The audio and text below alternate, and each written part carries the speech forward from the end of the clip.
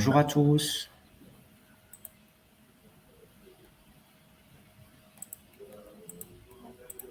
N'hésitez pas à mettre un petit mot de bonjour dans le chat à droite pour signaler que vous êtes bien dans le webinaire et que vous voyez bien mon écran par exemple, que vous n'avez pas de problème particulier.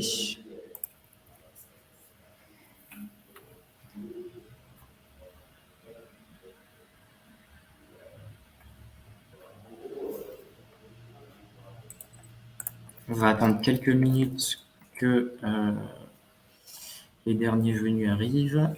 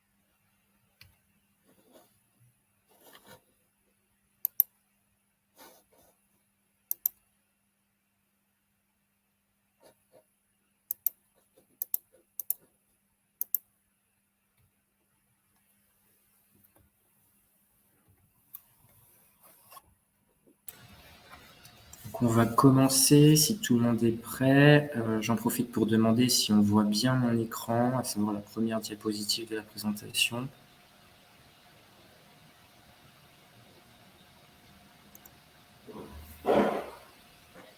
Est-ce que vous voyez tous bien la première diapositive ?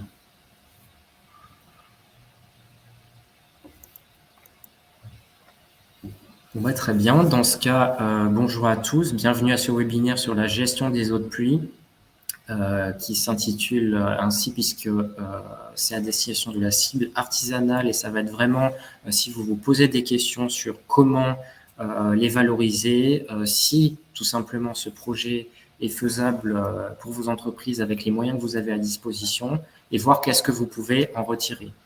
Ce webinaire est inscrit dans une série de webinaires qui s'intitule les Jeudis du développement durable, qui ont lieu tous les jeudis et qui sont organisés par la Chambre de métiers de la région Grand Est et en partenariat, notamment aujourd'hui, avec l'Agence de l'eau rameuse, que je vais avoir la chance d'accueillir aujourd'hui sur cette thématique-là et particulièrement sur les enjeux techniques et financiers. Pour ma part, je suis chargé de mission développement durable à la Chambre de métiers de l'artisanat de la région Grand Est et je laisserai mes collègues des agences de l'eau se présenter plus en détail juste avant qu'ils abordent les sujets concernés. Au niveau du programme, un programme assez simple avec une première partie que je présenterai sur les enjeux de la gestion des eaux pluviales, donc les enjeux à la fois globaux et individuels, mais également les espaces qui peuvent être concernés, savoir si vous pouvez identifier en fonction de votre entreprise et des espaces que vous avez à disposition, si vous pouvez mettre ces solutions en œuvre et dans quelle mesure. Une deuxième partie ensuite qui sera abordée par Monsieur Venandé de l'Agence de l'eau rameuse et Manon Hé de l'association Adopta sur les intérêts et techniques de la gestion intégrée des eaux pluviales. Une troisième partie qui sera animée majoritairement par Karine Bernard de l'Agence de l'eau rameuse sur les retours d'expérience. Et enfin, une dernière partie où tout le monde expliquera les moyens à être disponibles avec notamment une intervention de Monsieur Rassel de l'Agence de l'eau Seine-Normandie.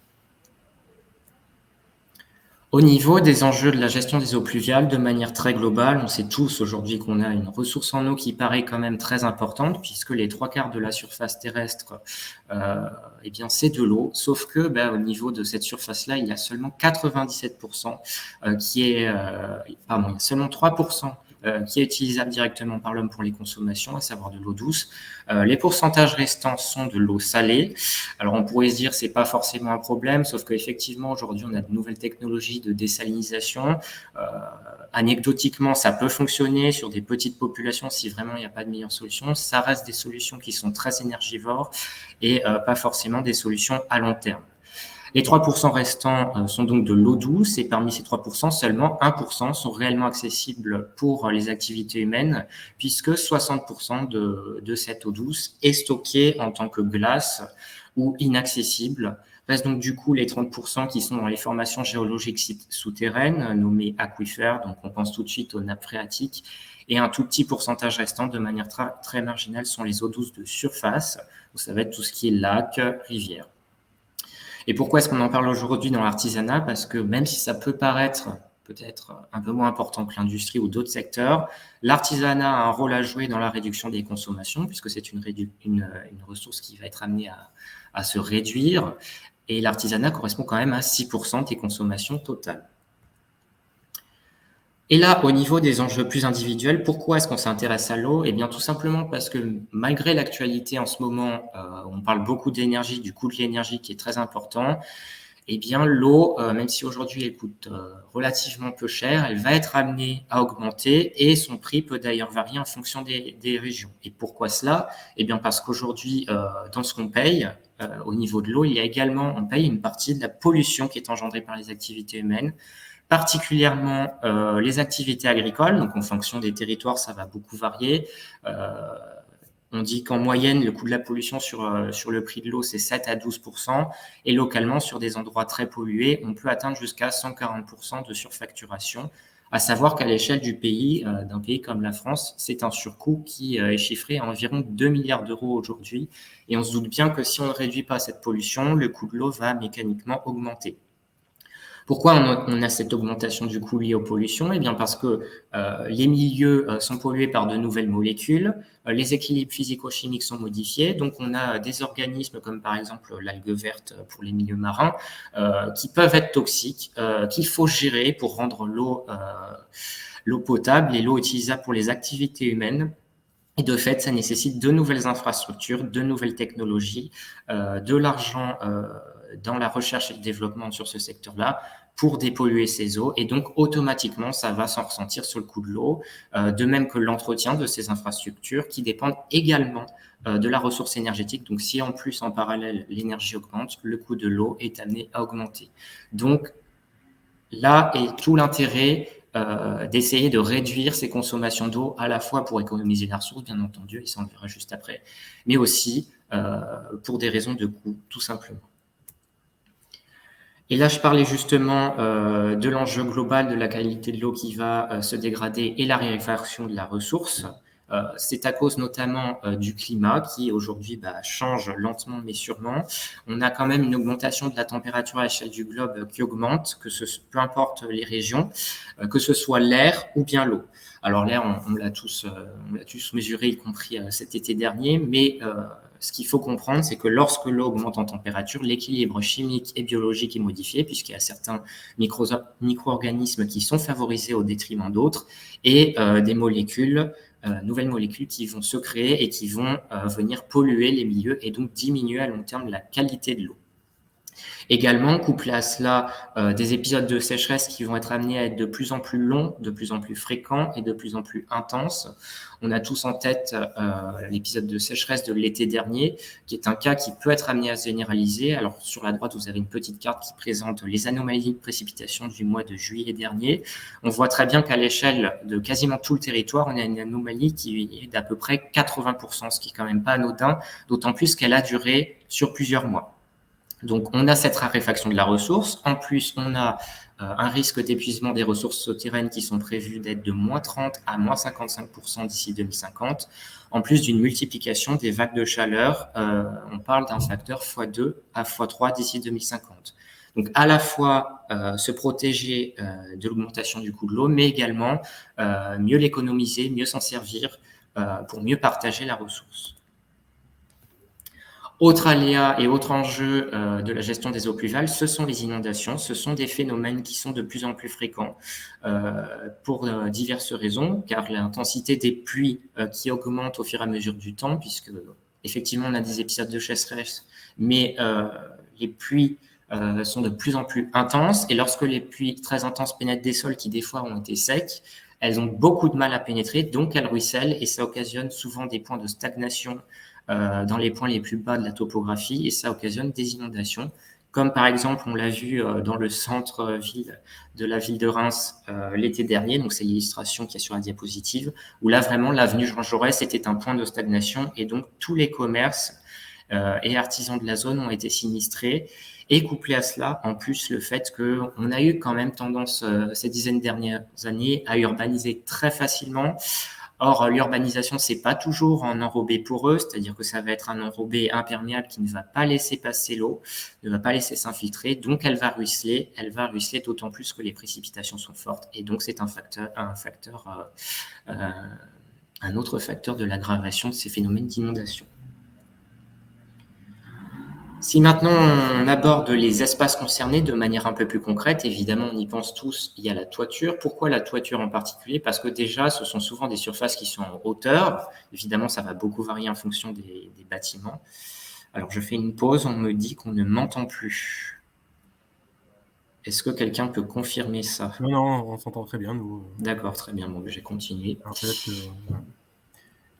Donc, je reviens sur la toiture. Ce sont des surfaces qui sont propices à la récupération des eaux de pluie pour plusieurs raisons, y compris parce qu'elles sont en hauteur et que donc, du coup, les précipitations peuvent venir directement sur la toiture sans être obstruées par des obstacles qui diminueraient évidemment l'incidence des précipitations.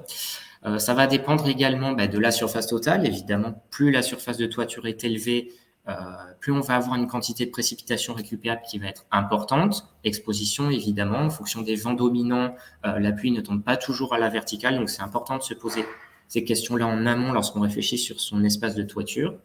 Les matériaux également, puisque chaque matériau a un coefficient de ruissellement, donc plus il va être élevé, plus il va ruisseler et plus il va être aisé de récupérer ses eaux au niveau de la toiture.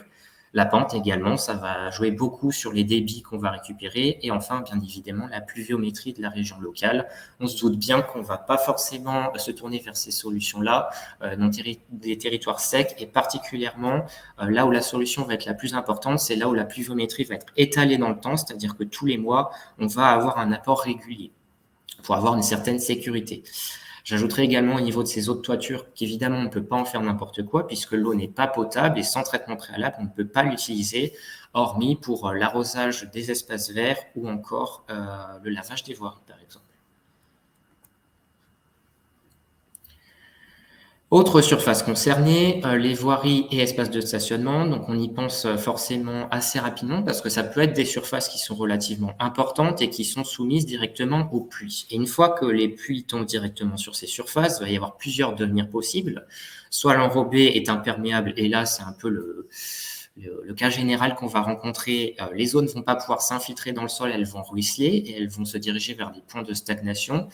Ou alors, elles vont se diriger vers le réseau d'eau pluviale.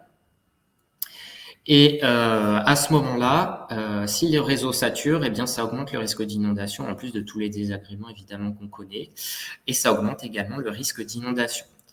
Donc, tout l'intérêt de repenser l'aménagement à la fois de la toiture lorsqu'on a la main dessus, mais également de la voirie et des espaces de stationnement.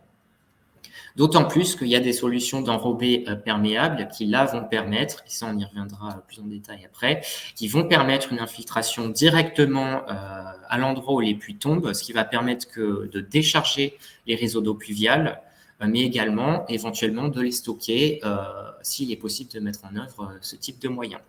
À savoir, ce cas particulier, sur les places de stationnement et aussi sur les activités de garage, il faut faire attention au caractère polluant de ces eaux-là. Par exemple, je prends l'exemple d'un garage qui aurait des véhicules assez anciens en stationnement. Il peut y avoir des fuites ou des pollutions dans ces eaux, et ces eaux ne peuvent pas être rejetées directement au milieu naturel, notamment à cause des hydrocarbures. Et il va être à ce moment-là nécessaire de les dépolluer avant rejet peu importe le devenir des eaux, il faut les dépolluer à ce moment-là. Au niveau des espaces verts, donc là, il y a une évidente plus-value paysagère qui est toujours bonne à prendre pour l'image de l'entreprise, mais ces espaces verts, ils ont également un risque tampon et absorbant, puisque les eaux vont s'infiltrer beaucoup plus facilement sur des surfaces végétalisées, en fonction de la qualité du sol, bien entendu, mais aussi du type de végétation et du degré auquel elles absorbent les eaux, et si on met des arbres, si on met des végétaux un peu moins gourmands en eau, etc. Ça a également un rôle très important puisque ce sont des îlots de biodiversité mais aussi de fraîcheur. Ce que je veux dire par là, c'est que même si ça paraît des espaces relativement moindres par rapport à un parc ou à une forêt, ça reste des endroits où la biodiversité peut se développer, peut éventuellement se nourrir et se reproduire, d'autant plus que depuis récemment, on a interdiction, sauf cas particulier, d'utiliser des produits sanitaires dans ces espaces-là. Donc ça peut vraiment être un refuge de biodiversité en fonction des surfaces et ce qu'on y met. Et quand je disais l'eau de fraîcheur, je pensais notamment aux arbres qui, quand ils ont quand même une taille assez conséquente, de par le phénomène d'évapotranspiration, puisque les végétaux transpirent au même titre que l'être humain, vont pouvoir permettre une réduction de quelques degrés à leurs alentours, en plus évidemment de l'ombrage dont on peut bénéficier. Et un dernier point également, c'est que ces espaces verts peuvent très bien se combiner avec la récupération des eaux pluviales, notamment de toiture, puisque comme je l'ai dit tout à l'heure, ces eaux pluviales peuvent directement être utilisées pour l'arrosage des espaces verts. Donc, on a fait un petit point rapide sur les enjeux et les espaces concernés. Je vais laisser la main pour les caractéristiques plus techniques et pour rentrer plus dans le sujet à mes collègues de l'Agence de l'eau Rhin-Meuse et en particulier à Monsieur Venandé, qui est spécialiste eau et nature en ville. On va intervenir à deux avec Manon Hay, qui est l'animatrice eau pluviale d'Adopta, qui travaille pour le compte de l'Agence de l'eau Rhin-Meuse sur le bassin. Donc, c'est bien une intervention de l'Agence de l'eau Rhin-Meuse qu'on va faire à deux voix. Ouais. Juste pour rappeler que les agences de l'eau, on est venu à deux aujourd'hui, deux agences, Seine-Normandie et Rhin-Meuse, puisque sur la région Grand Est, il y a 3 agences présentes. Il y a une grande partie à l'Est, Alsace-Lorraine, Champagne-Ardenne, un peu Haute-Marne, qui sont sur le bassin Rhin-Meuse, et puis à l'ouest, vous êtes sur le secteur de Seine-Normandie, donc on vous communiquera l'agence de laquelle vous dépendez si vous n'avez pas cette information-là, en tout cas vos correspondants CMA ont les informations, et puis il y a une petite partie du sud des Vosges qui est sur le Rhône Méditerranée-Corse. Mais ce qu'on va vous présenter, c'est commun, on va vous montrer avec des photos et des images assez concrètes ce qu'on entend par gestion intégrée, des solutions qui sont mises en place sur beaucoup de projets, puisque sur Rhin-Meuse, par exemple, on a dit 250 projets urbains l'année dernière, des projets qu'on aide financièrement, mais aussi techniquement, et qui évoluent dans un cadre réglementaire favorable, parce que vous savez que les doctrines d'application loi eau sur lesquelles on a travaillé entre 2017 et 2020 vont dans cette direction-là. Donc, il y a des financements, ce sont des solutions, on va vous montrer ça avec Manon, ce sont des solutions qui sont possibles partout. L'idéal, c'est qu'elles soient le plus intégrées possible, et on va vous expliquer ce qu'on entend par intégrer. Et dans ces conditions-là, on fait des choses qui peuvent être économiques, à la fois en gérant les risques de pollution accidentelle, mais aussi les risques de pollution chronique avec des solutions intégrées. Voilà, et une gestion parfois différenciée des sites, puisque la particularité de vos projets, c'est qu'il y a une partie à risque de site et une partie dite pas à risque, en tout cas qui peut être classique, qui peut être gérée comme dans les voiries urbaines de manière simple. Voilà, donc on va vous montrer ces techniques et puis on fait une présentation très compacte par rapport à ce qu'on fait d'habitude. Il y a beaucoup de supports qui sont en ligne sur nos sites, ceux des différentes agences.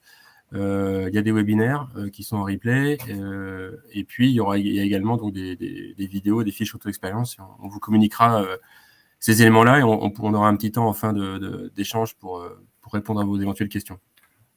Voilà, donc on commence par cette partie un peu technique. Et ensuite, les collègues montreront des retours d'expérience et on finira sur nos aides financières. Voilà, je laisse la parole donc à Manon Hay de l'association Adopta. Merci Nicolas, oui. Alors juste rapidement, pour comprendre pourquoi on parle aujourd'hui de gestion intégrée des eaux pluviales et pourquoi on gère différemment ces eaux pluviales, il est nécessaire de faire un petit bond dans le passé, puisqu'il faut savoir que jusqu'ici, on a nos réseaux d'assainissement qui ont permis de gérer donc à la fois nos eaux usées et nos eaux pluviales. Donc c'est un système qui a été mis en place au milieu du 19e siècle notamment à l'époque pour lutter contre la problématique de salubrité publique, puisque on n'avait pas de système pour collecter les déchets et les eaux usées, et tout était directement envoyé dans les rues. Ce qui a été notamment à l'origine de très très grosses épidémies et de nombreux morts au sein des villes. Donc on évitait d'infiltrer donc ces mélanges d'eau usée et d'eau pluviale pour justement ne pas polluer les puits qui servaient d'alimentation en eau potable, d'où cette imperméabilisation. Et c'est là qu'est née ce que l'on appelle donc la politique hygiéniste du 19e siècle. Par exemple, en même temps qu'Haussmann a créé les grands boulevards à Paris, et l'ingénieur Belgrand, lui, a créé les réseaux d'assainissement enterrés qu'on appelle réseaux unitaires, et qui permettaient justement d'évacuer ces eaux le plus loin possible de la ville. Vous avez aussi, par exemple, le préfet Poubelle qui, à l'époque, a créé le système de tri et de bac poubelle pour justement éviter de polluer les rues avec ces déchets.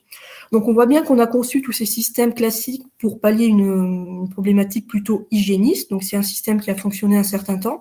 Et ensuite, on a créé les stations d'épuration pour répondre à une problématique plutôt qualitative, les réseaux séparatifs, etc. Et comme ça a été dit en introduction, aujourd'hui, on fait le constat que toutes ces solutions qu'on appelle classiques ont atteint leurs limites, notamment pour plusieurs raisons. Donc on est face à une urbanisation et une imperméabilisation des sols qui augmentent, notamment avec un phénomène de ruissellement. Par exemple, si l'on regarde les deux petits schémas que vous avez sur la diapositive, en zone naturelle, on a plutôt 10% des précipitations qui ruissellent contre 55% en milieu urbain dense. Et l'infiltration dans le sol, elle, passe de 50% en zone naturelle à seulement 15% en ville. Donc on voit bien qu'on est confronté à cet assèchement des sols et à une modification du cycle naturel de l'eau qui vont avoir pour conséquence, entre autres, d'aggraver tout ce qui est phénomène d'îlots de chaleur urbain.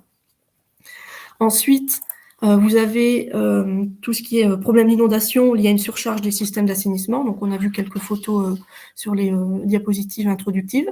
Cette surcharge va entraîner ensuite une problématique qualitative, puisque quand les systèmes vont être surchargés, on va avoir par exemple les déversoirs d'orage qui vont déverser ces effluents vers le milieu naturel, et on aura ensuite une pollution et une dégradation du milieu naturel.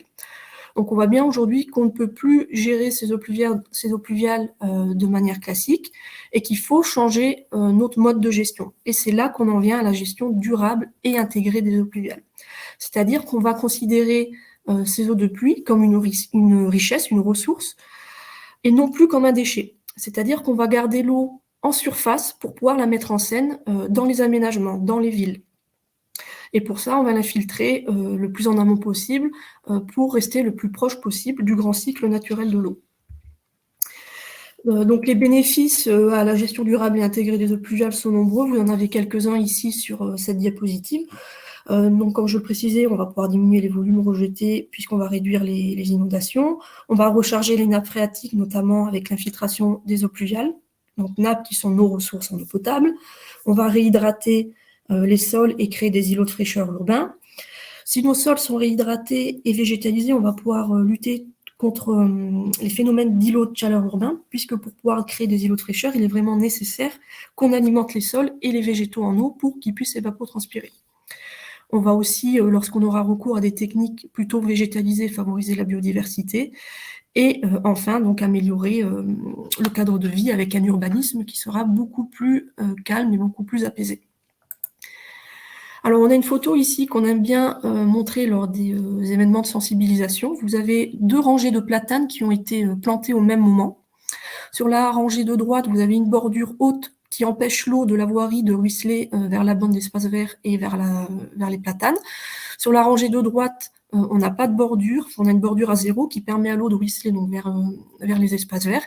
Et on voit bien que les platanes de la rangée de droite ont un tronc et un houppier beaucoup plus développés que ceux de la rangée de gauche.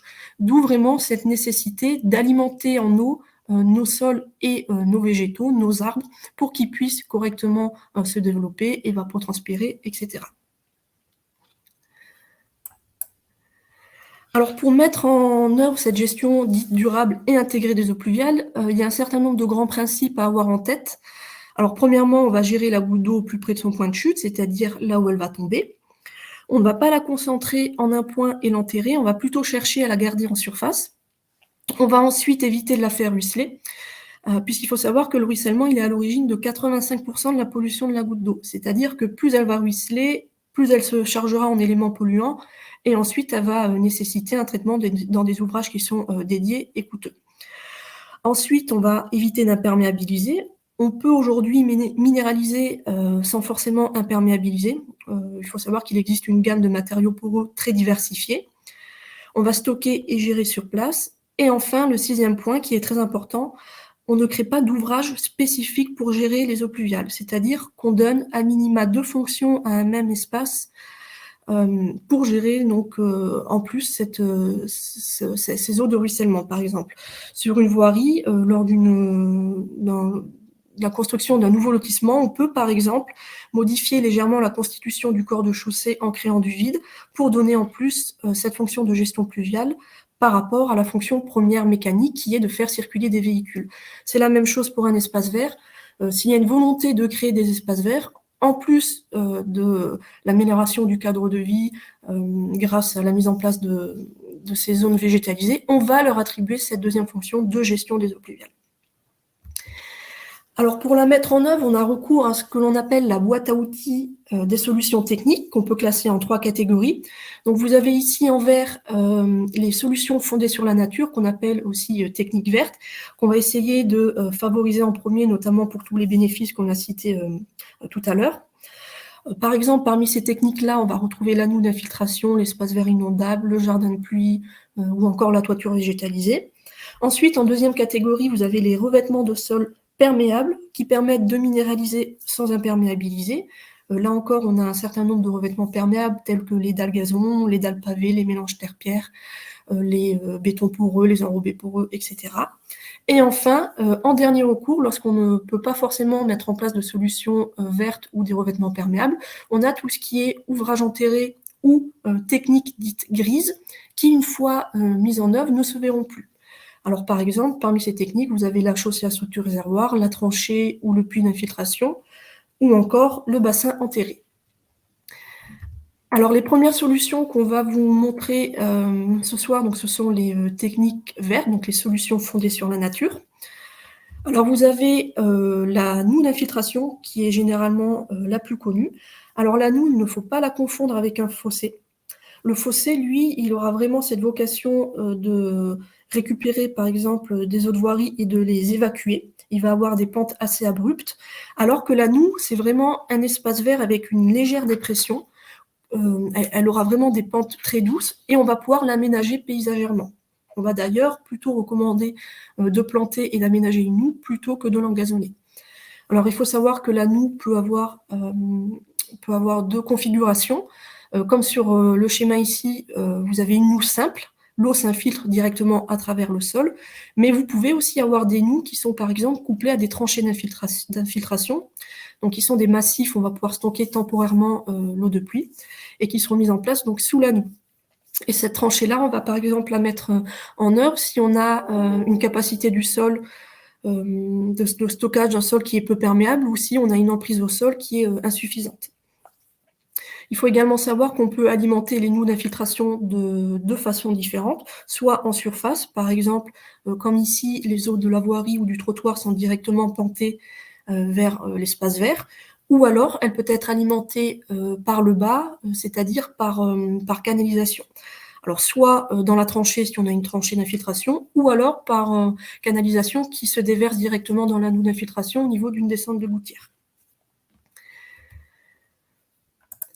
Donc on voit sur ces photos que l'aménagement d'une noue doit être une question de bon sens. On voit assez souvent encore ce type d'aménagement, c'est-à-dire que l'espace vert est plus haut que la voirie, alors qu'on aurait pu assez facilement donc utiliser ces espaces verts pour gérer les eaux pluviales et les traiter sous forme de noue.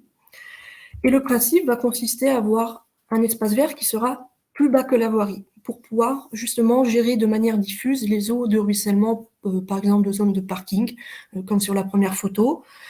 Sur la photo de Nancy, vous avez la partie piétonne qui est récupérée par la noue, et sur la photo de la cité Bruno, vous avez les eaux de la voirie et du trottoir qui sont récupérées par la noue d'infiltration.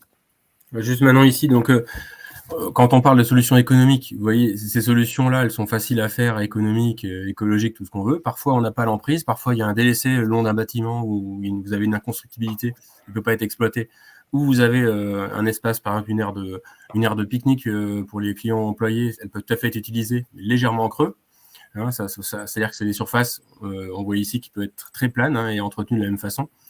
Donc voilà, et quand on peut pas, il y a plein d'autres solutions qu'on va voir ensuite. Il n'y a pas que les enrobés, il y a un sujet dans le sujet, mais il y a plein de solutions perméables, intégrées, vous pouvez développer. Donc, mais c'est plutôt, on voit qu'il y a déjà une partie de choses qui se font ici de bon sens. Vous avez des photos, par exemple, du territoire, et avec des exemples où il y a des camions et des voitures qui roulent sur les voiries, donc elles fonctionnent mécaniquement, et tout ça, l'eau s'y évacue et s'infiltre directement dans des espaces verts, comme ce que vous voyez au bord des routes, majoritairement. Donc, c'est quelque chose qui est tout à fait validé par les services aujourd'hui, qui est la bonne pratique pour protéger les eaux. Voilà. On ne parle pas de la partie sensible du site sur laquelle il peut y avoir des manipulations, comme disait Nicolas tout à l'heure, de produits, des écoulements, des choses qui peuvent être à risque, sur lesquelles on va avoir une attention particulière, ni de la gestion de la pollution accidentelle. On va avoir d'autres stratégies. Mais en tout cas, toute la partie neutre du site, qui est souvent très importante sur vos sites, par exemple une partie, je sais pas, sur un garage de vente de véhicules neufs, ou bien sur des bâtiments plus administratifs ou des récupérations de toiture, on peut tout à fait développer ces solutions-là. Voilà. Donc en priorité, la surface et le végétalisé, puis quand on peut pas, on a d'autres solutions plus intégrées à la voirie. Donc ici, sur cette diapositive, vous avez quelques exemples d'alimentation de nœuds d'infiltration. Donc on peut avoir par exemple des bordures ouvertes qui laissent l'eau s'écouler, l'absence de bordure, mais on va mettre en œuvre des potelets de bois pour éviter que les véhicules viennent stationner et dégrader la noue. Ou encore, donc sur les 2 photos en bas à gauche, une descente de gouttière qui alimente directement une noue d'infiltration. Ensuite, parmi les techniques vertes, on retrouve la toiture végétalisée. Donc, on ne va pas faire directement d'infiltration, mais on aura une part importante de rétention et d'évapotranspiration. C'est une technique qui est assez intéressante puisqu'on peut la mettre en œuvre dans des zones où on n'a pas forcément beaucoup de surface au sol pour faire de l'infiltration des eaux pluviales. Alors, il faut savoir qu'il existe 3 types de toitures, comme on peut le voir sur la coupe. Une toiture extensive, on aura une petite couche de substrat et une petite couche de végétation, la toiture semi-intensive, et la toiture intensive, où là, par contre, on aura une couche de substrat beaucoup plus importante, et on va pouvoir y planter des arbustes et des arbres. Alors voilà quelques exemples de réalisation de toitures végétalisées. Donc deux toitures extensives sur les photos de gauche, au milieu des toitures semi-intensives, et puis des toitures intensives sur les 2 photos situées à droite. Donc il faut savoir, juste un point supplémentaire sur la toiture, qu'on a un impact thermique, puisque lorsque un bâtiment possède une toiture végétalisée, on va avoir quelques degrés de différence avec un bâtiment qui n'en a pas, c'est-à-dire qu'il fera un peu plus frais l'été et un peu plus chaud aussi de quelques degrés en période hivernale. Ensuite, parmi les techniques vertes et plutôt donc les revêtements perméables végétalisés, donc vous avez les dalles gazon. Donc ce type de technique va être utilisé comme revêtement de surface, par exemple au niveau de parking, d'entrée de garage, d'allées piétonnes. Alors il faut savoir aujourd'hui qu'il existe vraiment un très large panel de revêtements perméables et qui permettent de répondre aux mêmes contraintes que les revêtements qu'on appelle classiques. Sauf qu'avec ces revêtements-là, on va pouvoir infiltrer l'eau là où elle tombe, c'est-à-dire qu'elle ne va pas ruisseler, on aura un ruissellement plutôt proche de 0. Et si généralement on a du ruissellement, il va être de quelques mètres pour, par exemple, récupérer les eaux de la voirie voisine qui permet d'accéder aux places de stationnement. Donc l'avantage, c'est qu'on a de faibles volumes à gérer et donc des faibles hauteurs d'eau à infiltrer. Alors, parmi les revêtements perméables, donc on en distingue 2 grands types, ceux qui sont végétalisés, comme les dalles gazon, et puis les techniques plutôt grises. Donc ces dalles gazon vont permettre de conserver des espaces qui vont être résistantes au passage des véhicules, mais qui seront tout de même des zones d'espace vert, en opposition aux dalles pavées qui sont non végétalisées, qui permettent de minéraliser, mais de ne pas imperméabiliser. Mais le principe de fonctionnement est le même pour ces 2 types de dalles, c'est-à-dire qu'elles vont être positionnées sur un lit de pose qui va être composé d'un mélange terre-gravillon. Alors, il existe beaucoup d'autres revêtements perméables qui ne sont pas forcément végétalisés. Vous en avez quelques exemples ici. Donc, par exemple, les dalles alvéolaires avec gravillon, qui sont des dalles type nid d'abeille qu'on va venir remplir de gravier. Il existe également des bétons poreux, des pavés drainants en béton. Là encore, il y en a plusieurs types. Sur la photo, vous avez des pavés avec écarteurs, donc qui vont permettre de créer des joints pour l'infiltration. Il existe aussi des pavés directement poreux qui laissent passer l'eau donc au travers, etc. On retrouve aussi des bétons de résine drainante ou encore l'enrobé poreux qui lui est un enrobé ouvert et qui va permettre l'infiltration des eaux pluviales.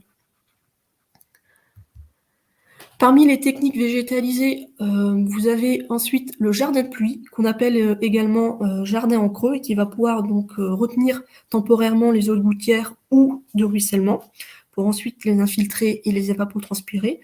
Donc on a des temps de séjour qui sont courts et des formes qui sont assez libres.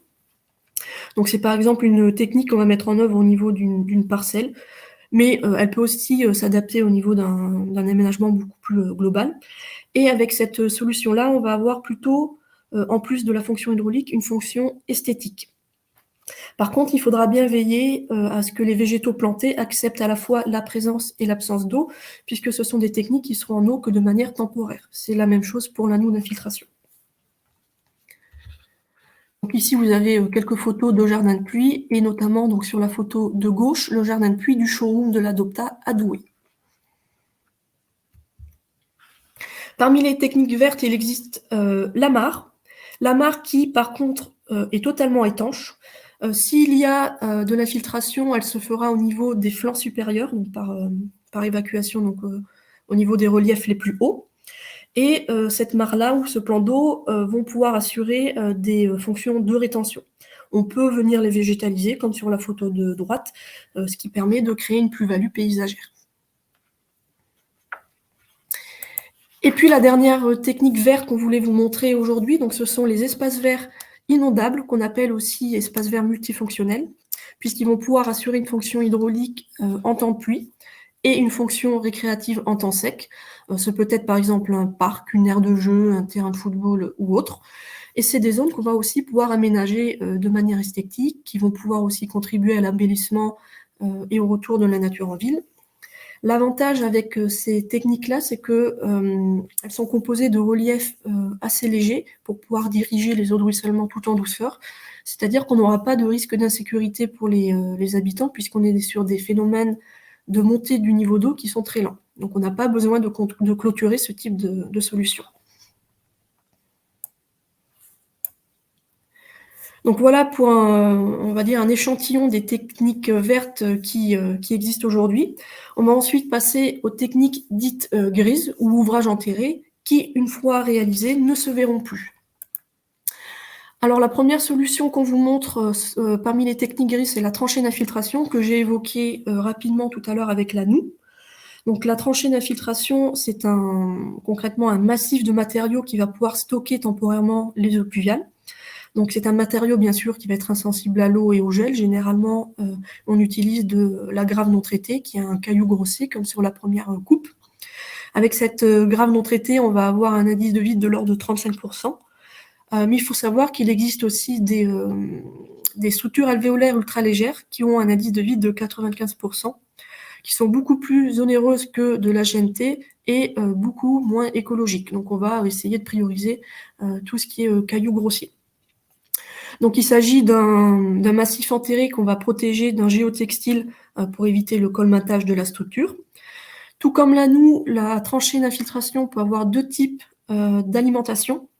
Alors sur la première coupe ici, soit par un ouvrage de pré-traitement. Donc par exemple, les eaux de toiture arrivent dans un puisard de décantation avant d'être diffusées via un drain dans la tranchée.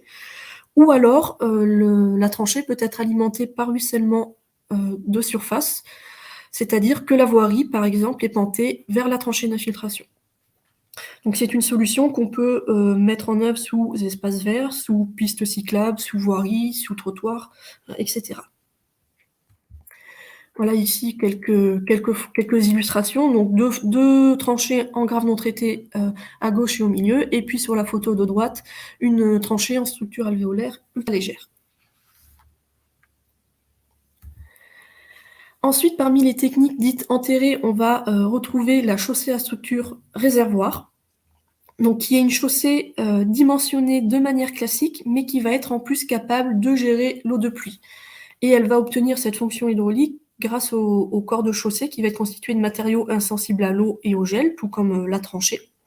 Donc généralement de la grave poreuse, c'est-à-dire qu'on aura retiré toutes les particules fines, ce qui va permettre d'avoir un indice de vide qui va être supérieur au sol et qui va donc conférer cette capacité de rétention d'eau à l'ouvrage. Donc on a ensuite une route qui est capable de stocker ces eaux de ruissellement donc, dans ces interstices de vide, tout en restant fonctionnelle pour le passage de véhicules en surface. L'eau va être ensuite infiltrée soit dans le sol ou évacuée vers un exutoire. Alors il faut savoir qu'une chaussée à structure réservoir peut avoir deux types de couches de roulement. Donc on le voit bien sur la coupe ici. À gauche, vous avez un enrobé poreux qui permet à l'eau de percoler à travers la route.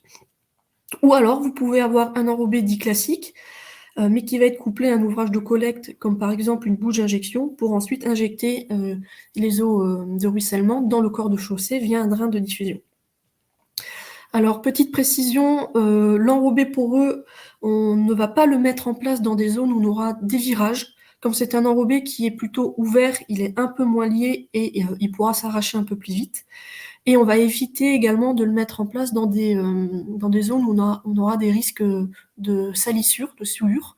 Par exemple, s'il y a un passage d'engins agricoles régulier ou une centrale de fabrication de ciment à proximité, on ne va pas mettre en œuvre un enrobé poreux pour éviter son colmatage. Donc ici, quelques photos de réalisation. Sur la première, donc vous avez la voirie circulée qui est en enrobé poreux, la partie stationnement et trottoir en enrobé classique, mais récupérée par la partie centrale qui, elle, permet donc d'infiltrer les eaux pluviales. Et ici, sur le parking de la faculté de droit à Douai, c'est l'inverse. La partie circulée centrale est imperméable, mais elle est pentée en toit vers les places de stationnement qui sont, elles, poreuses et qui permettent donc d'infiltrer les eaux pluviales. Alors, il faut savoir qu'une chaussée à structure réservoir peut également être couplée à un espace vert, donc généralement une noue d'infiltration, comme on peut le voir ici. Dans ce cas-là, les eaux pluviales sont gérées en priorité via la noue, et lors des événements plus importants, ces eaux de pluie peuvent être injectées via la bouche la grille à valoir qu'on voit ici sur la photo, dans le corps de chaussée, car ici, sur cette opération, les places de stationnement sont positionnées sur une grave poreuse.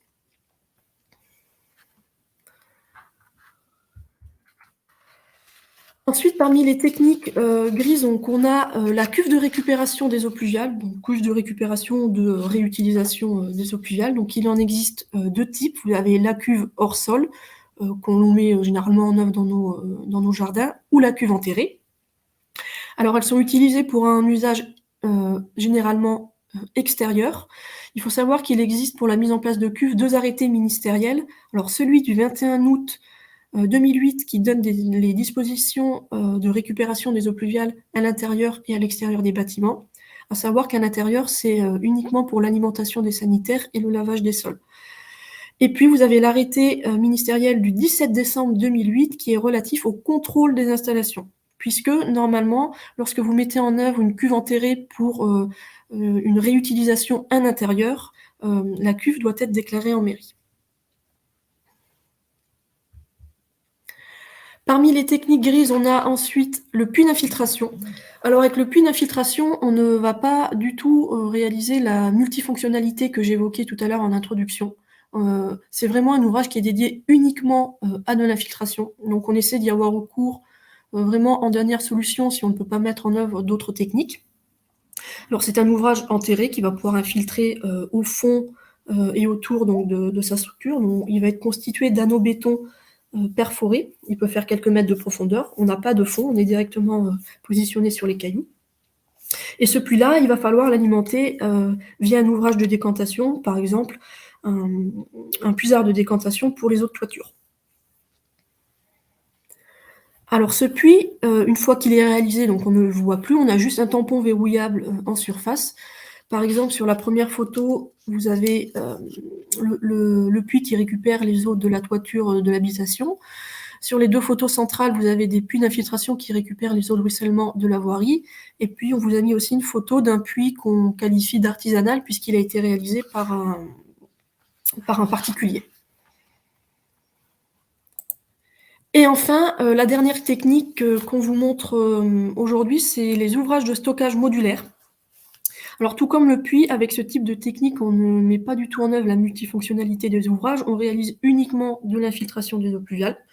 Donc, on va par exemple mettre en œuvre ces techniques-là lorsqu'on n'a pas forcément de place pour réaliser des ouvrages surfaciques, végétalisés ou des revêtements perméables. On peut avoir recours à des structures alvéolaires ultra légères ou des chambres de stockage. Donc, avec ce type de question, donc on aura un indice de vide assez important, donc on est supérieur à 95%. Et par exemple, donc sur la photo centrale en bas à Douai, sur le boulevard de la République, vous avez des bassins enterrés en structure alvéolaire ultra légère entre les rangées d'arbres qui récupèrent à la fois les voiries, les trottoirs, la piste cyclable et puis les zones de stationnement. Voilà, donc comme je le disais, on va essayer de privilégier en priorité les solutions fondées sur la nature pour tous les bénéfices qu'on a cités. On ne pourra pas toujours les mettre en œuvre, donc, notamment par manque de place. Donc on va essayer d'avoir recours à des revêtements perméables et en dernier recours à des techniques grises ou enterrées pour pouvoir gérer les eaux pluviales. Merci Manon, merci pour le timing, on a débordé que d'1 minute. Donc, pour nous, c'est pas évident de présenter en si peu de temps, parce que les agences de l'eau sont le premier opérateur d'État dans le domaine de l'eau, donc on a des grosses politiques et stratégies là-dessus, mais et beaucoup de choses à en dire. On a volontairement fait court, parce que c'était le format pour aujourd'hui, mais vous avez encore une fois beaucoup de supports en ligne. Et puis, il y a une question qui m'était posée en parallèle, mais je confirme, il faut se faire bien accompagner. C'est un truc sur lequel on communique beaucoup. Vous avez souvent des bureaux d'études ou des entreprises qui ne sont pas sensibilisées à tout ça. Donc, on forme, on intervient auprès d'entreprises également. Mais il y a encore beaucoup de gens qui ne veulent pas changer leurs habitudes. On est tous un petit peu pareils. Et donc, qui vont vous mettre un tuyau, un séparateur de carbure sur des zones qui ne nécessitent pas, qui vont vous mettre des caniveaux. Voilà. Donc, ils vont vous dire que le terrain ne boit pas l'eau. Tout ça, c'est important de se faire bien accompagner par des BE qui ont déjà fait ça, ou de prendre la tâche de l'agence de l'eau via la CMA, qui est votre relais sur le terrain, qui a un premier niveau de formation, et puis on peut vous appuyer, regarder avec vous les dossiers s'il y a des points qui posent problème, quoi. Donc n'hésitez pas, les agences de l'eau ont une technicité sur ces points-là. En tout cas, et l'autre point que je voulais vous signaler, c'est vous avez vu dans quel ordre on a présenté volontairement les techniques. D'abord les techniques vertes, sur facile utiliser parce qu'elles sont les plus économiques. On sait que sur vos sites, souvent, il n'y a pas assez de foncier pour faire forcément d'espace vert partout. Des fois, il n'y a pas du tout d'espace vert. C'est comme ça, mais ces techniques, comme on l'a vu, il y a aussi des techniques grises qui se font de manière intégrée. Par exemple, j'ai prévu de purger ma voirie ou de refaire un réseau. J'enrobe ma canalisation en forme tranchée drainante, ou bien j'utilise une structure de voirie pour stocker, infiltrer l'eau. Donc tout ça, ce sont des choses qui fonctionnent, qui sont déjà testées et mises en place sur le terrain. Voilà, mais il faut encore une fois que vous ayez soyez bien accompagné et que vous ayez une sensibilité pour simplement le demander. Et de plus en plus, ça va être imposé dans les permis de construire et dans les documents d'urbanisme dans le cadre de rénovation lourde ou de construction d'aménagement. Donc, voilà un petit peu ce qu'on voulait vous en dire, c'est qu'un petit bout de ce qu'on peut faire. Puis vous allez voir sur des retours d'expérience maintenant concrets ce que ça peut donner sur des projets. Voilà. Encore une fois, il n'y a pas de projet parfait, il y a toujours des choses qu'on peut améliorer. Mais voilà. Et en tout cas, aller le moins possible vers des solutions les plus concentrées. On l'a vu à la fin, le puits d'infiltration, la structure en plastique enterrée, c'est la dernière chose qu'il faut favoriser parce qu'on sort de la gestion intégrée avec ces solutions-là. On est plus dans des choses qui ne servent qu'à infiltrer de l'eau. Voilà. Donc, je ne sais pas si Karine, Karine, Nicolas, je ne sais pas qui commence du coup. En tout cas, on vous laisse la parole. Je pense que je vais prendre la parole puisqu'on va commencer avec un exemple d'une entreprise qui se situe à Chaumont, donc une entreprise en Haute-Marne qui réalisait donc du lavage de véhicules. Et donc, dans le cadre d'une réorganisation de son activité, elle a fait le choix d'à la fois récupérer les eaux pluviales et également de mettre en place un système de recyclage des eaux sur les rouleaux qui servent à laver les véhicules. Donc sur voilà, les investissements qui ont été réalisés, donc une cuve de récupération des eaux de pluie, des systèmes de filtration, puisqu'on l'a vu que les eaux pluviales ne sont pas, peuvent se charger de différents polluants ou de différents éléments et donc il y a un système de filtration qui est mis en place et ensuite donc un système de recirculation vers la station de lavage. Un point également qui doit être pris en compte, c'est la mise en place d'un disconnecteur et également d'un compteur. Le disconnecteur qui va servir donc à séparer, à bien séparer la fois les eaux pluviales et puis l'eau potable. Puisque, l'activité actuelle du site ne permet pas de fonctionner uniquement avec des eaux pluviales. Il y a un besoin encore d'avoir recours à l'eau potable. Donc il y a un système de disconnecteur qui est mis en place et qui évite donc que l'eau pluviale vienne polluer l'eau potable. Et un système de compteur puisque eh bien, ces eaux doivent être comptabilisées puisque ces eaux sont ensuite en partie rejetées vers le réseau d'assainissement et donc il y a quand même une taxe assainissement qui est à payer par l'entreprise. Alors sur ce projet-là, on est un montant de projet de un peu plus de 150 000 € et qui a été aidé par l'Agence de l'eau Seine-Normandie à hauteur de 60 %. Voilà, ce travail-là a permis quand même de faire 60 % d'économie, d'eau potable sur le lavage au rouleau. Donc voilà, avec de grosses, quantités d'eau qui sont, économisées chaque année.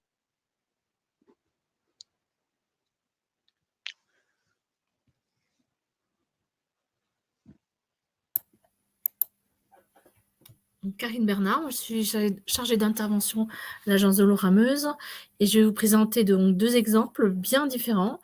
Un premier dans un garage en Alsace, où il y avait déjà d'une part une problématique par rapport à la gestion des eaux de pluie, mais également des rétentions sur les déchets. Donc, il y a une extension qui a été créée à côté du bâtiment. Et donc, l'entreprise en a profité pour effectivement revoir un petit peu sa manière de gérer les eaux de pluie. Et donc, avant, on voit qu'effectivement, il y a une partie des eaux de pluie qui ne sont pas traitées, hein, qui vont directement. Parce que dans les garages, il y a toujours effectivement des véhicules en attente de réparation qui présentent des risques d'écoulement de substances huileuses ou liquides freins ou autres produits qui seraient susceptibles de polluer les sols. Et donc, en fait, ils ont fait appel à un bureau d'études qui leur a conseillé effectivement donc, de mettre en place donc des zones, une zone bien spécifique dédiée aux véhicules à risque et le reste en désimperméabilisant toutes les surfaces. Donc voilà, c'est un projet qui a coûté 132 000 €, 794 €, pardon, qui a été aidé à hauteur de 60 %. Je vais vous montrer les photos, hein, ce sera plus parlant. Donc on voit effectivement qu'il y a eu la pose effectivement d'une structure réservoir, hein, de pavés qui permettent effectivement l'infiltration. Donc là, il n'y avait vraiment pas beaucoup de place, hein. Vous avez vu le plan, effectivement, c'est le village alsacien, c'est quand même très, très concentré. C'est construit dans l'arrière-cour d'une maison. Enfin, voilà. Donc, il n'y a pas eu trop le choix, effectivement, sur les techniques choisies. On voit un petit peu, donc il y avait une cour arrière, une cour avant. Et là, sur une partie de la cour arrière, il y a quand même une zone étanche qui a été préservée pour procéder au lavage des véhicules et stocker aussi les véhicules qui sont en attente de réparation. Voilà, donc ça, c'est une technique grise, hein, parce qu'effectivement, manque de place, on pouvait difficilement le faire autrement. Juste Karine, oui, ce qui est intéressant, c'est que c'est une technique qui est surfacique, c'est-à-dire que chaque mètre carré d'eau qui tombe est infiltré, donc on ne concentre pas l'eau. Par contre, il y a eu un complément qui a été fait en cagette. C'est des dossiers qui sont assez rares maintenant aujourd'hui, des dossiers qui ont déjà quelques années, mais parfois c'est nécessaire quand on n'a pas simplement le volume nécessaire. Mais savoir qu'il y a d'autres solutions. Alors ici, il y a aussi la question de la descente de gouttière. Est-ce que la descente de gouttière, elle était préexistante? On a hérité d'un tuyau qui passait sous la dalle du bâtiment, par exemple, parce qu'il y avait des colonnes intérieures. Et on hérite d'un truc qui est à moins 80 cm, donc on ne peut pas s'envoyer dans la structure de voirie qui est à moins 50. Ou est-ce qu'on a possibilité, une question à se poser que se posent les BE spécialisés, est-ce qu'on peut aller récupérer ces descentes de toiture et sortir en surface, comme on le fait dans pas mal de projets, y compris dans les cours d'école en centre-ville, laisser l'eau s'écouler en surface pour qu'elle s'infiltre directement. Donc c'est ça qui peut expliquer des fois qu'on ait un niveau inférieur à une tranchée drainante ou des fois un système comme ça en plastique sont enterrés. Ouais, mais il faut faire attention à ne pas aller directement ou trop vite vers ces solutions-là. En tout cas, effectivement, ça montre bien qu'on peut le faire même en milieu dense et utiliser à 100% en termes de surface, quoi. On voit beaucoup aussi dans les garages maintenant l'eau de pluie, l'eau de toiture qui est récupérée pour laver, comme dans l'exemple précédent, pour laver les véhicules. Ça, c'est des choses qu'on voit aussi de plus en plus fréquemment. Oui, parce que la cuve, l'idéal, c'est de mettre tout ça en cascade, ce que montrait Manon un petit peu. On a tout développé, mais en fait, une toiture végétalisée qui resurverse dans une récupération d'eau de pluie, qui elle-même resurverse dans une tranchée drainante qui communique avec la structure réservoir. On voit que tous ces systèmes mis en cascade vont vous permettre de récupérer l'eau, de dépolluer, d'éviter de prendre ça en compte dans un volume de pollution accidentelle qui peut être coûteux et pénalisant. Et c'est ces solutions-là qu'il faut en fait multiplier partout où c'est possible, et on infiltre ce qu'on peut. Et puis, après, la dernière possibilité, c'est de dire, est-ce qu'il n'y a pas une zone, et on le voit aujourd'hui, Lidl est venu expliquer ça à nos webinaires, on peut très bien avoir une partie du parking qui est submersible. Aujourd'hui, c'est tout à fait entendable, quand on n'a pas de risque de retour d'eau vers les bâtiments, par exemple, de dire cette partie des véhicules, cette partie de stockage de véhicules, ici, j'autoriserai 5 cm d'eau une fois tous les 30 ans. C'est quelque chose que les BE savent vous calculer et qui vous permet de vous dire, bon, voilà, le risque, il est maîtrisé, ça s'arrêtera là. Donc, il faut savoir que toutes ces possibilités-là sont là pour éviter des coûts avant tout, puisque 20% des coûts de VRD à peu près sont liés à la gestion du pluvial. C'est une viabilisation. Alors, je poursuis avec un autre exemple. Alors là, c'est une grande entreprise qui est localisée en plein cœur de la ville de Saint-Dié, avec une très grande emprise au sol, et qui avait l'obligation réglementaire d'installer des séparateurs hydrocarbures sur ces zones de parking. Alors, c'était des parkings des employés ou des invités, pas particulièrement des véhicules à risque, on va dire. Sauf qu'effectivement, vu que c'est un site qui est très ancien et qui est très étendu, ça coûtait une fortune. Donc, et en plus, le problème chez eux, c'est qu'effectivement, déjà, il y a des usages de produits dangereux, parce qu'ils fabriquent des tôles perforées et des toiles mécaniques. Donc, il y a quand même toujours un peu des huiles, des acides, des choses comme ça, qu'il faut effectivement éviter d'infiltrer. Donc, ils ont déjà en place effectivement un système de confinement dans les bâtiments. S'il y a le feu, ils ont des systèmes pour fermer et éviter que l'eau d'extinction ne s'évacue dans les réseaux de la ville, puisque pour l'instant, effectivement, leurs eaux pluviales vont vers le réseau de la ville. Ils ont également un système pour stocker leurs déchets dangereux dans un container sécurisé qui est situé dans la cour. Je vous montrerai, il y a des photos un peu plus loin. Donc voilà, pour vous situer un petit peu, vous voyez, c'est quand même assez contraint. Ils ont quand même un petit peu d'espace vert autour, ce qui a été effectivement intéressant à utiliser dans le cadre du projet. Et donc, en fait, le projet a consisté, en fait, à remodeler des terrains de manière à ce que les eaux des parkings aillent vers des zones végétalisées qui existaient déjà ou qui ont été créées. Donc là, on voit sur la photo de droite où effectivement les zones végétalisées sont un peu plus basses, où effectivement on a taillé dans les trottoirs pour éviter que l'eau ne stagne. Et donc à droite, on voit également il y avait une contrainte en fait entre deux bâtiments qui étaient vraiment très très étroits, où là il y avait difficilement possibilité de faire quelque chose parce que il y avait quand même du passage camion qui posait problème. Donc là, on a été obligé effectivement de prévoir une canalisation qui passe entre les deux bâtiments. Et sur la photo de droite, alors je ne sais pas si vous voyez bien, on voit aboutir en fait un tuyau qui va se rejeter en fait dans une noue végétalisée. Et donc tout le pourtour de l'usine quasiment est ceinturé par cette noue végétalisée. Alors, je vais avancer un peu, on voit mieux. Là, on la voit un peu mieux parce que c'est difficile à prendre en photo parce qu'il faut qu'il y ait un peu d'eau pour qu'on la visualise bien. Où donc l'eau en fait va s'écouler dans ces noues et va s'infiltrer tranquillement. Donc là, on ne le voit pas, mais sur certains secteurs, ils ont rajouté des gros cailloux pour éviter, des gros rochers pour éviter que les camions n'aillent se garer à cet endroit-là ou empiéter sur la noue. Je reviens un petit peu en arrière. Donc, je vous avais parlé effectivement d'un conteneur à déchets. Donc, le conteneur est là. Donc, vous voyez, c'est une porte qui coulisse et qui se ferme. Donc là, on voulait effectivement s'assurer qu'il n'y ait pas de risque, de déversement lorsqu'ils vont rapporter les déchets sur cette plateforme-là. Donc, en fait, là, il y a une zone qui est un petit peu surélevée, qui est imperméable. Et derrière le container, il y a un caniveau qui va collecter ces eaux de pluie. Donc, en temps normal, ces eaux de pluie vont rejoindre une noue végétalisée. Et lorsqu'en fait, il y a de la manipulation de déchets dangereux, il y a une fermeture à l'extrémité de ce caniveau, il y a un point bas, il y a une obturation qui est faite. Et dès que la manipulation est finie, s'il n'y a pas eu de déversement, s'il n'y a pas eu de risque, on ouvre à nouveau les vannes. Donc, ça permet de sécuriser tout en permettant quand même une gestion infiltrée des eaux de pluie, une gestion intégrée des eaux de pluie. Donc, voilà, c'était un peu le challenge sur ce dossier-là, parce qu'effectivement, pour une industrie de cet ordre-là, c'est quand même un risque important. Et il fallait qu'effectivement, ils répondent bien à leur arrêté préfectoral de confinement en cas d'incendie.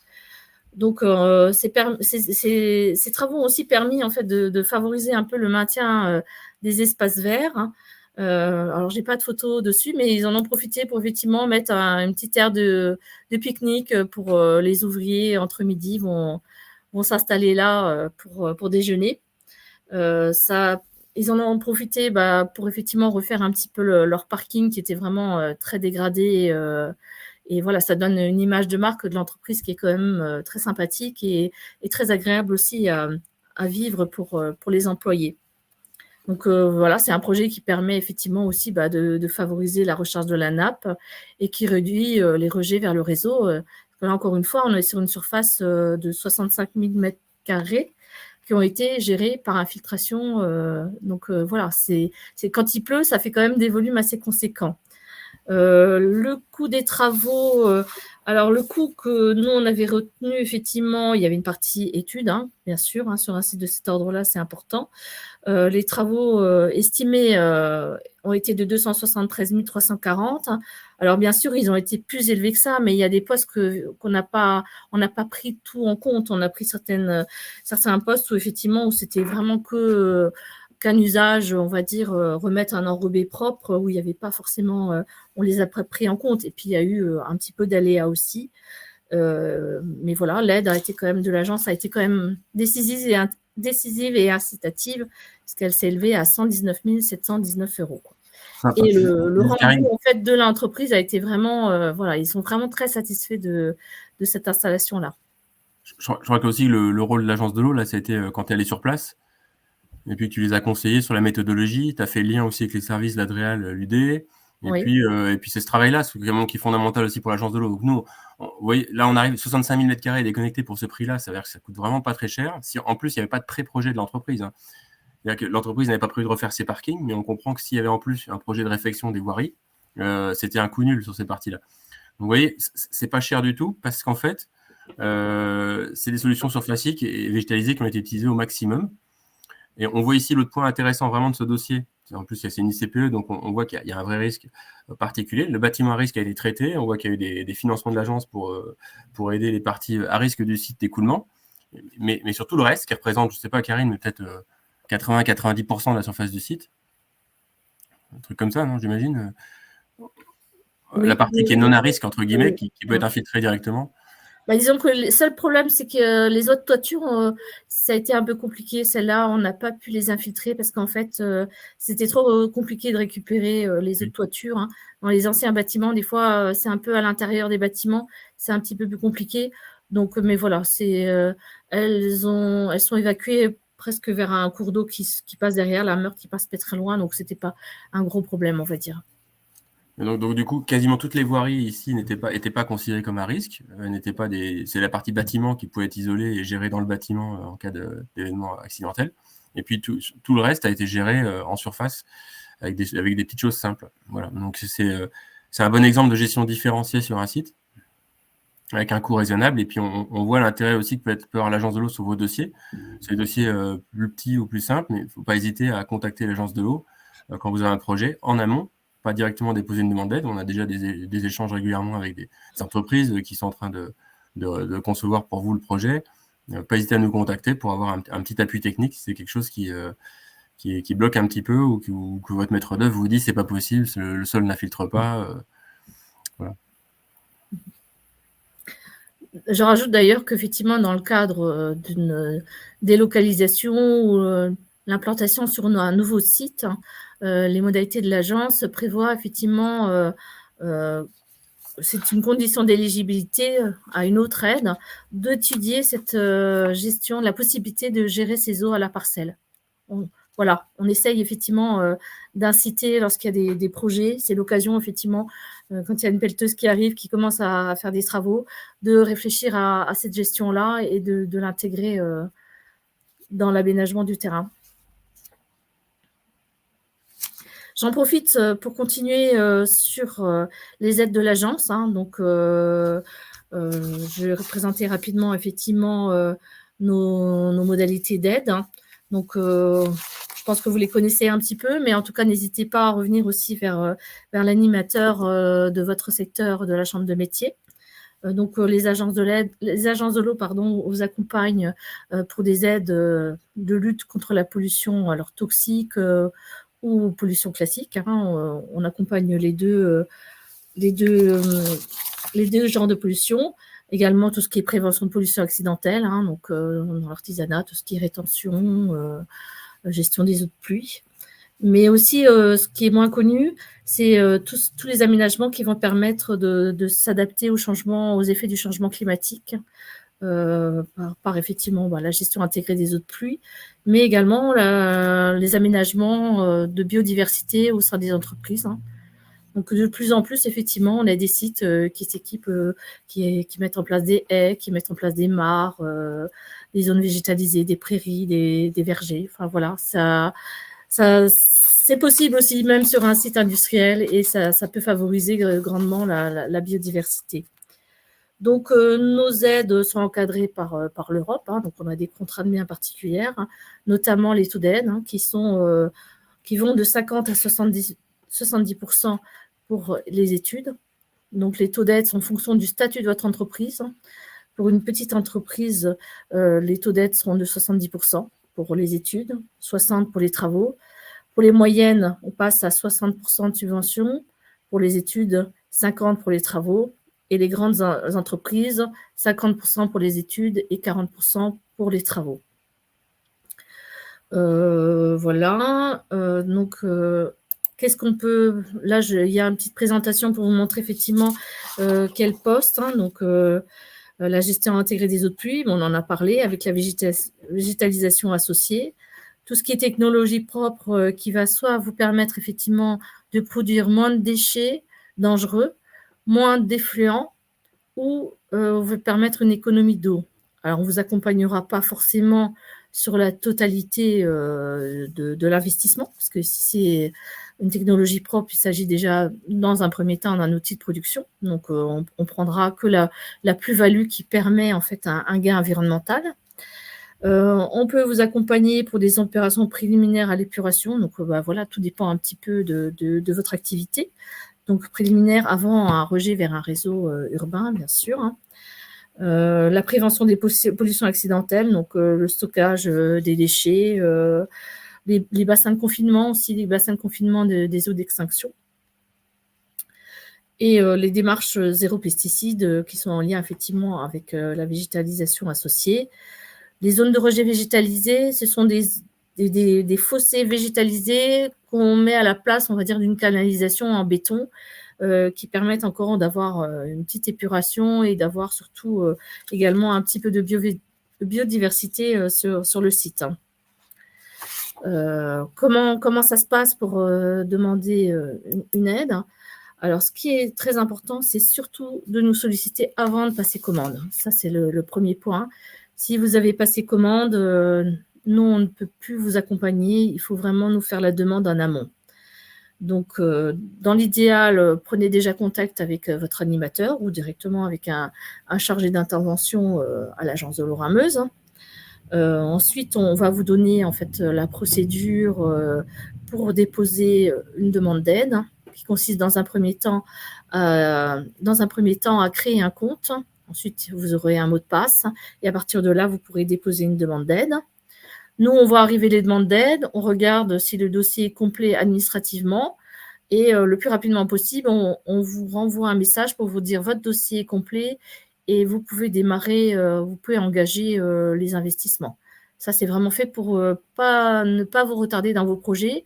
On essaie de le faire le plus rapidement possible pour qu'effectivement, vous ayez la possibilité d'engager rapidement vos travaux. Ça ne veut pas dire que vous aurez une aide. Ça, ensuite, il y a la phase instruction qui va prendre quand même au minimum 2 mois, voire plus. Si votre dossier a ses conséquences, ça peut être un passage en commission des aides, où là, en fonction un peu du timing, ça peut prendre un peu plus, ça peut être de l'ordre de 3 à 4 mois. À partir du moment où effectivement l'aide est attribuée, vous avez un message qui vous signifie sur la fameuse plateforme sur laquelle sont déposées les demandes d'aide, qui vous dit vous avez un message, et là vous avez votre convention d'aide qu'il faudra nous retourner signer. Dans certains cas, ça peut être uniquement un acte unilatéral ou pour des petits montants où il n'y a pas besoin de signature. Toujours est-il que vous avez 1 an ensuite pour nous signifier que vous avez démarré votre projet. Si au bout d'1 an, on n'a pas une nouvelle, le dossier il va s'annuler et vous ne pourrez plus en redéposer une demande d'aide. Donc, c'est important effectivement de bien veiller à nous tenir informés du démarrage de l'opération. Et ensuite, vous avez, selon la convention, jusqu'à 3-4 ans pour finaliser les travaux et nous envoyer les factures pour qu'on puisse procéder au solde de l'aide. Donc, voilà un petit peu comment ça fonctionne. En tout cas, voilà, n'hésitez pas. Il y a, les animateurs de la Chambre de métier connaissent les procédures, peuvent vous aider à déposer une demande d'aide. Et il y a un numéro vert également que vous pouvez contacter si vous êtes en difficulté. Oui, j'en profite justement pour rebondir ce que dit Karine. À la fin du webinaire, d'ici demain ou quelques jours, vous recevrez la présentation et il y aura les coordonnées de tous les référents de la Chambre des métiers pour éventuellement, si vous avez besoin d'un appui sur ces dossiers-là, justement. Voilà, je vous remercie pour votre attention. Donc maintenant, si vous avez des questions, n'hésitez pas à les formuler soit dans le chat, soit dans l'onglet questions. Évidemment, dans l'onglet questions, c'est un peu plus intuitif. Dans l'attente que vous les formuliez, je vais quand même poser quelques questions parce que j'ai été interpellé par 2 choses. Je ne savais pas qu'il était possible de désimperméabiliser le sol et je voulais savoir si il y avait des contraintes particulières pour ce type de travaux. Est-ce que c'est possible pour tous les types de revêtements ou voilà? Oui, c'est possible partout. C'est le cœur principal des agences de l'eau, les 3 agences de l'eau présentes en région Grand Est. Nicolas, tu pourras compléter aussi, mais je pense qu'on a des programmes et on intervient au niveau national en commun sur ces sujets-là qui sont des priorités de tous les programmes des agences de l'eau. On cible d'abord justement la désimperméabilisation, la désartificialisation des sols. Donc, c'est ce qui nous intéresse le plus pour reconquérir le bon état. Donc, ça se fait, y compris sur l'existant et surtout sur l'existant. Voilà. Donc, les techniques qu'a montré Manon sont des techniques de désimperméabilisation. Faire sauter une bordure et un caniveau pour que l'eau s'écoule dans un espace vert, c'est basique et très simple, ce qui a été fait largement là, sur l'exemple qu'a montré Karine, par exemple, à Gantois. Mettre des places de stationnement, comme montré Karine sur le premier exemple en Alsace, c'est également assez facile. Je garde mon pontage, ma voirie avec son pontage actuel, simplement les places de stationnement que je recrée en bout de voirie ou qui existaient, dont j'avais prévu de purger justement la structure parce qu'elle était en mauvais état ou de les refaire. Je mets un pavé drainant en dessous une structure réservoir et on infile. Donc ça, c'est de la désimperméabilisation. Récupérer les descentes de toiture, se poser la question à chaque fois de est-ce que je peux récupérer mon tuyau de descente de gouttière? Et puis toujours se dire qu'on fait le maximum. S'il y a une partie du site qui est trop coûteuse à déraccorder, on ne la déraccorde pas. Il ne faut pas être intégriste dans la vision. L'idée, c'est de dire si je peux de manière intelligente récupérer de l'eau, même la valoriser en la réutilisant comme l'a montré Nicolas Racel. Et ensuite, j'infiltre la surverse de cette cuve. Là, on a fait quelque chose de positif pour l'environnement et d'économique. Sur des projets neufs, on n'a pas le droit à l'erreur et ça va être de plus en plus, vous allez le voir les uns et les autres, c'est imposé dans les documents d'urbanisme, c'est imposé au permis de construire par beaucoup de collectivités. Et voilà. Donc, évidemment, la désimperméabilisation, ça se fait. Hein. Nous, on doit être à 1,5 million de mètres carrés depuis le début du programme, désimperméabilisé sur le bassin Rameuse, hein, qui est un petit bassin, encore une fois. Donc, pour vous dire, les agences désimperméabilisent plus de 1200 hectares hein, sur leur programme à l'échelle du 11e programme. Donc, c'est des choses qui se font et qui sont plus économiques que les constructions d'ouvrages en béton. Voilà. Donc, l'exemple qu'on a vu tout à l'heure sur Gantois en particulier, si on avait voulu faire un bassin un peu à l'ancienne, un bassin traditionnel de gestion des eaux de pluie pour gérer la pollution accidentelle de tout le site, bah, c'est 65 000 m², on les aurait pris en compte dans le dimensionnement.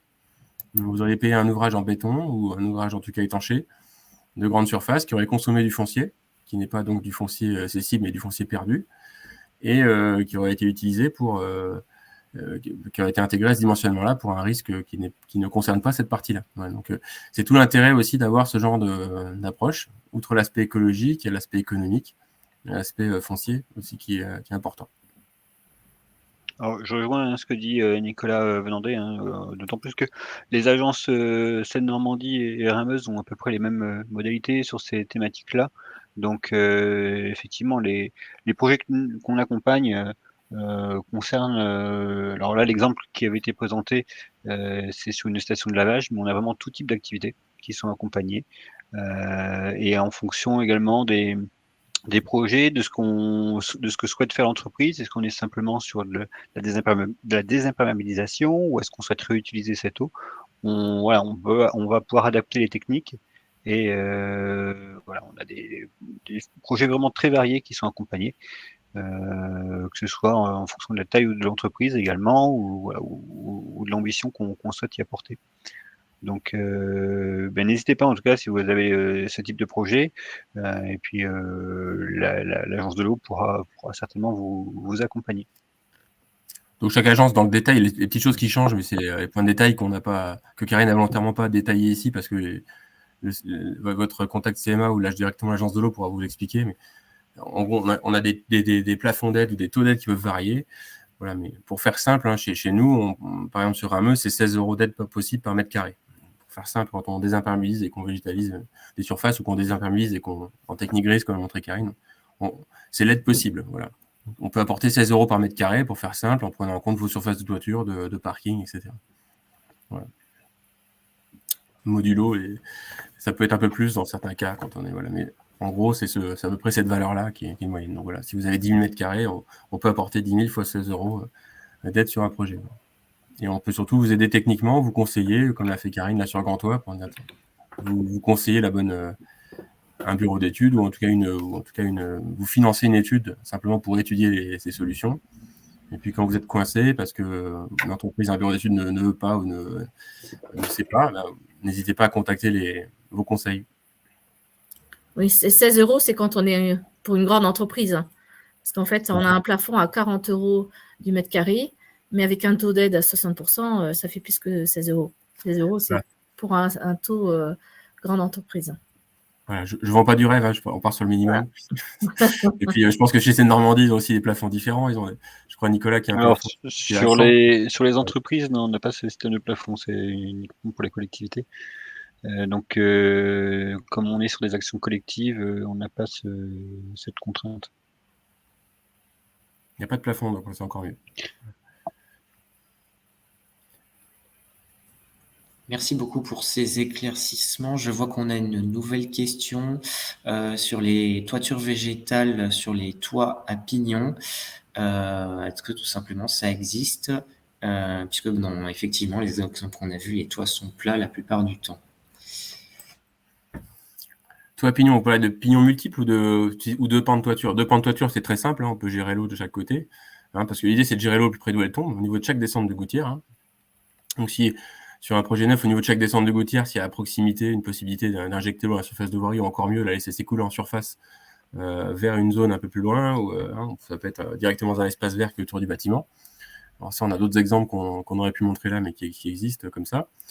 Et quand c'est effectivement, c'est un peu le cas que montrait Karine, des bâtiments, notamment des bâtiments anciens, hein, qui sont avec des toitures avec des arêtes et puis des différents pans. Il y a forcément des colonnes et des descentes de colonnes intérieures dans les bâtiments. On passe une canalisation sous la dalle et on sort un peu en profondeur. Donc dès qu'on est en profondeur, ça devient difficile de travailler en surface. Donc en général, ça passe par un ouvrage enterré, une infiltration enterrée.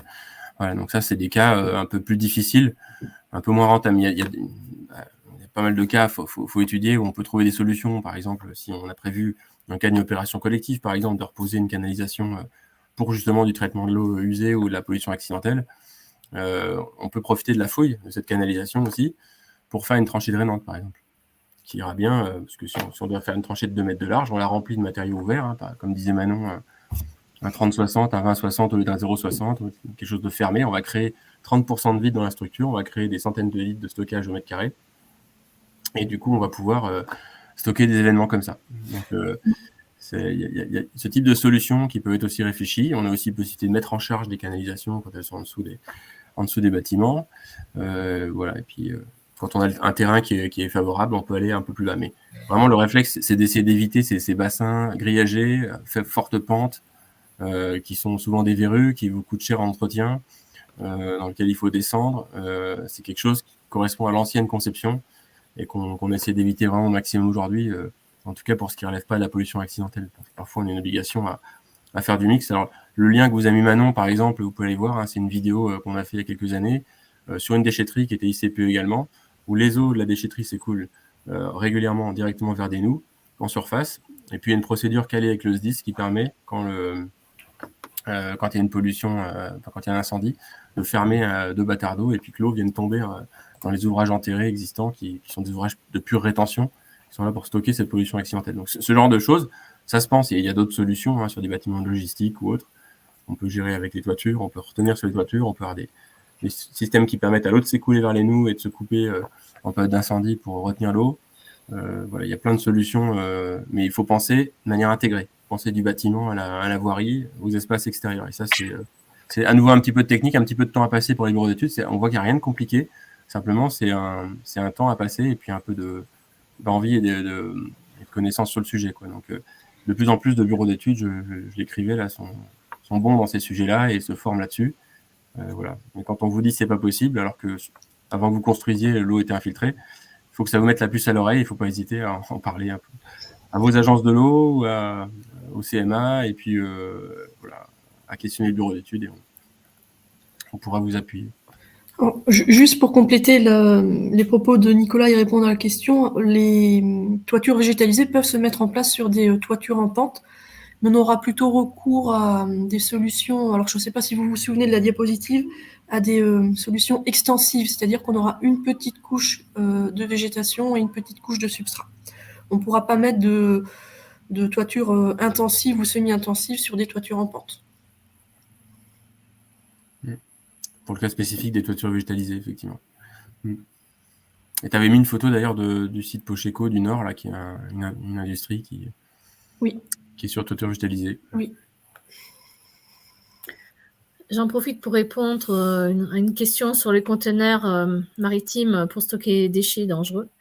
Alors oui, effectivement, je confirme bien que ce type d'investissement qui permet effectivement de sécuriser, de stocker de manière sécurisée des déchets dangereux. Alors évidemment, si c'est pour stocker des pneus ou des produits qui ne risquent pas de produire un écoulement dangereux, ce ne sera pas éligible. Mais dans la mesure où effectivement ça permet de stocker des produits dangereux, liquides, c'est éligible aux aides de l'agence.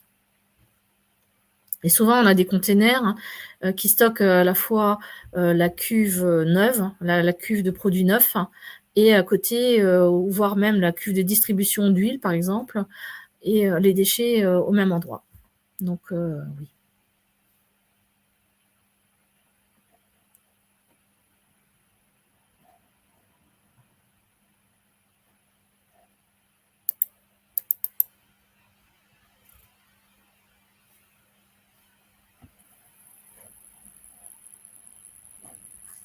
En tout cas, si vous avez des questions techniques, on vous conseille aussi, on vous donnera le lien d'aller voir la foire aux questions.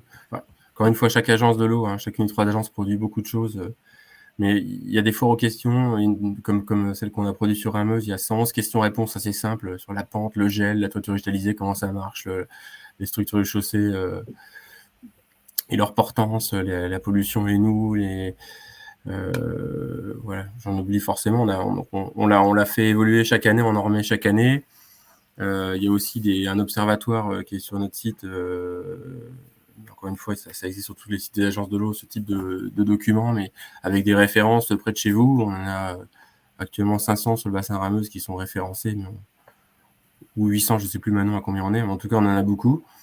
Donc voilà, n'hésitez pas à aller consulter ça, si vous avez le temps. Et puis à disposition, encore une fois, pour travailler sur des projets concrets, quoi. Voilà. Donc, je vois qu'il y a une dernière personne qui est en train de taper. On va attendre de voir si c'est une question. Dans le cas contraire, on arrive sur les dernières minutes du webinaire, donc n'hésitez pas à poser vos dernières questions.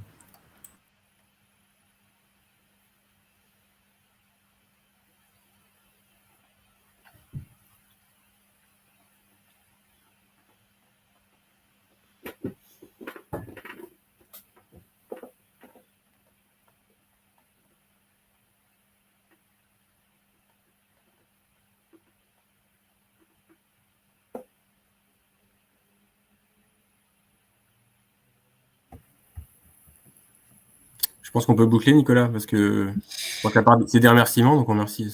Oui, en effet. Bon, on a aussi gagné un dossier, visiblement, puisque Louisa Dureux a visiblement un dossier sur le traitement des eaux de toiture.